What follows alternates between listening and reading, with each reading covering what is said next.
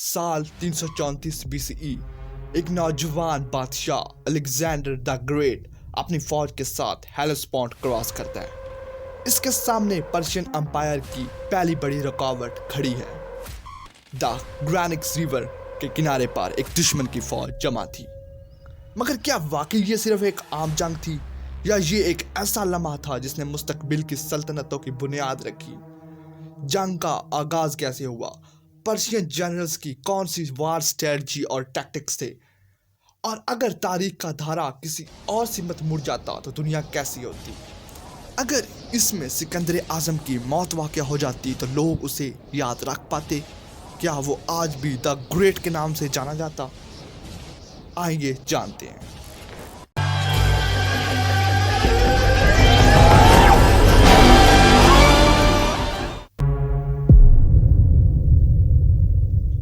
इस कहानी की शुरुआत होती है 334 BCE में, जब फिलिप्पीडोन को कत्ल किया गया।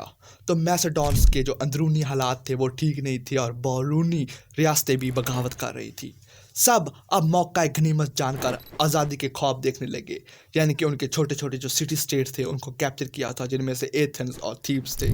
मगर फिलिप का 20 साला बेटा अलेक्जेंडर एक आम वारिस नहीं था। वो अपने वालिद की तरबियत याफ्ता और एक ट्रेन फाइटर था, और वो स्ट्रेटजी में एक माहिर इंसान था। उसने ताकत संभालते ही सिकंदर ने अपनी जहानत का एक इम्तिहान पास किया।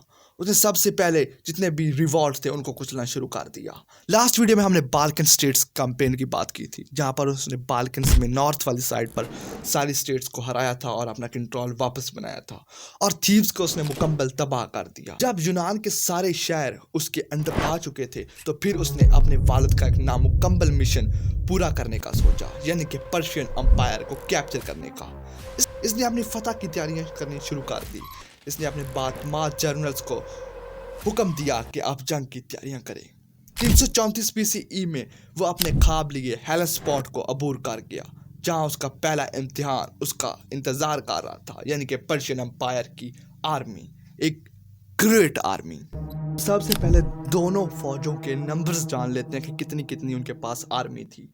सो फर्स्ट ऑफ ऑल देखते हैं ग्रीक्स आर्मी, जिनमें से 40,000 सिपाहियों पर मुश्तमिल थी, और उनमें से इन्फेंट्री थी 30,000, और उसमें से जो मैसेडोन फ्लैंक्स थे उनमें से 12,000 जंगजू थे, जिनके पास सरसा था, यानी जो लंबे नेज़े वाले होते थे, जैसे आप ये इमेज में देख रहे हैं।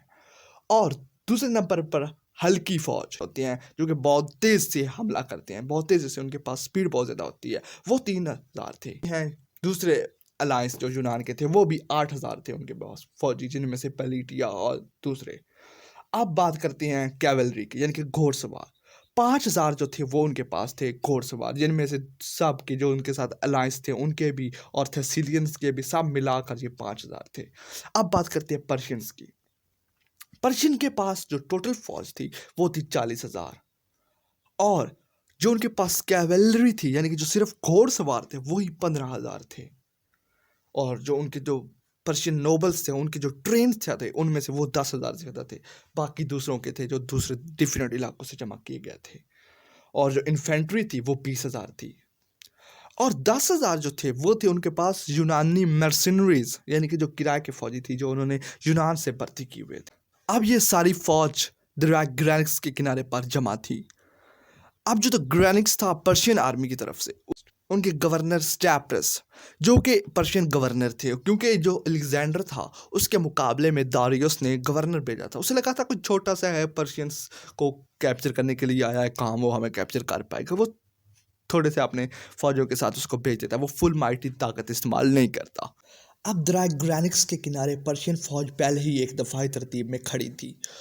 उनके भारी घोड़सवार, यानी कि जो एलीट यूनिट थे, वो फौज के दरिया के किनारे अगली साफ में थे, जबकि उनके पीछे जो थे वो यूनानी किराए के फौजी मुस्तहकम पोजीशन में खड़े थे। ये एक बहुत सॉलिड पोजीशन वैसे मानी जाती है, जो अगर वॉर हिस्ट्री में देखें तो। जो सबसे पीछे थी वो थी उनकी एक एलीट इन्फेंट्री, जो कि नेज़ादार वो होते हैं बड़े बड़े, वो लेकर खड़ी थी।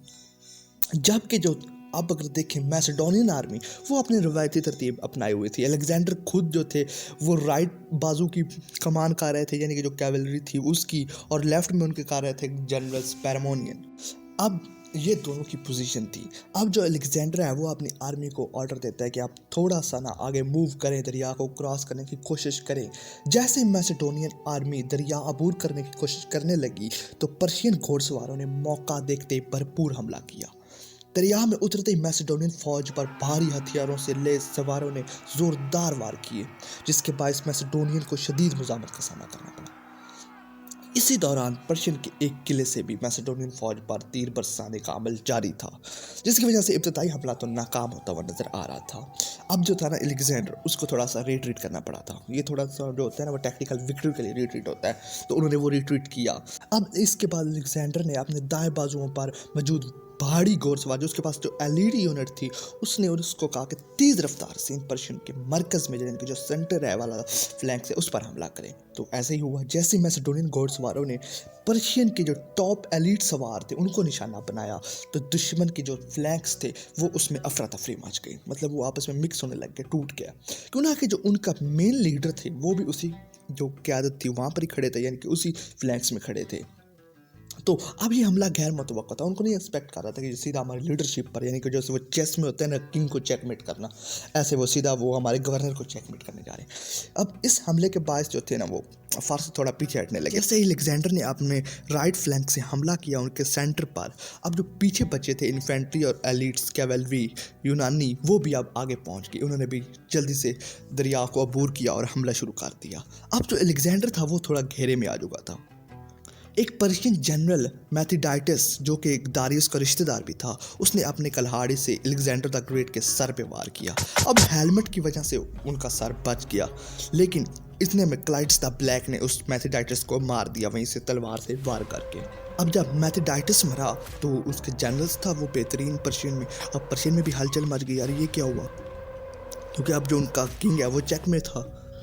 अब हुआ क्या कि जो पर्शियन थे वो अब रिट्रीट करना शुरू कर देते हैं, वो भाग जाते हैं, पसपा हो जाते हैं, क्योंकि वो आपस में टूट गई थी उनकी फ्लैग्स। कोई तरतीब नहीं थी, कोई डिसिप्लिन नहीं थी, क्योंकि जो उनके टॉप की लीडरशिप थी वो तो मारी गई थी, वो तो डिकैपिटेशन हो गया था। ये जो डिकैपिटेशन होता है ये भी एक मिलिट्री टैक्टिक्स होता है, जिसमें ना आप डिकैपिट करके अपने बड़े लीडर्स को मार देते हैं और जंग जो होती है वो कम नुकसान से ख़त्म हो जाती है। जैसे कि आपने देखा कि इजराइल ने लेबनान के टॉप लीडरशिप को मार दिया, ऐसे ही ये डिकैपिटेशन होती है। ये अलेक्जेंडर द ग्रेट ने उस वक्त इस्तेमाल की। अब बाज गए थे यूनानी किराए के फौजी, वो पीछे रह गए थे। अब यहाँ पर जो उन्होंने टैक्टिक्स इस्तेमाल किया था वो था हैम्बर टैक्टिक्स। इसमें क्या होता है कि आप ना सामने से अपने इन्फेंट्री भेजते हैं और जो पीछे से होते हैं वो आपकी कैवलरी जो होती है वो ऊपर से घेर डालती है उसके ऊपर से। सो यही उन्होंने किया, उन्होंने ये हैम्बर टैक्टिक्स इस्तेमाल किया और आगे पहुंचे। और जो यूनानी थी वो खड़े थे और उन्होंने उससे फेस टू फेस इन्फेंट्री जो थी वो फ्रंटल असॉल्ट करती है, लेकिन पीछे से जो कैवलरी आती है वो उसको घेर लेती है और वहाँ पर बहुत से जो हैं वो मर जाते हैं और बाकियों को वो यूनान वापस भेज देता है और कहता है कि fight for your own country. अब ये अलेक्जेंडर की पहली पर्शियन में फतह थी। अब इसके बाद जो होती हैं वो जंगें शुरू हो जाती हैं डायरेक्टली। अब जो डारियोस था उसने सीरियस लेना शुरू कर देते हैं, वो हम इस सीरीज़ की अगली वीडियो में देखेंगे।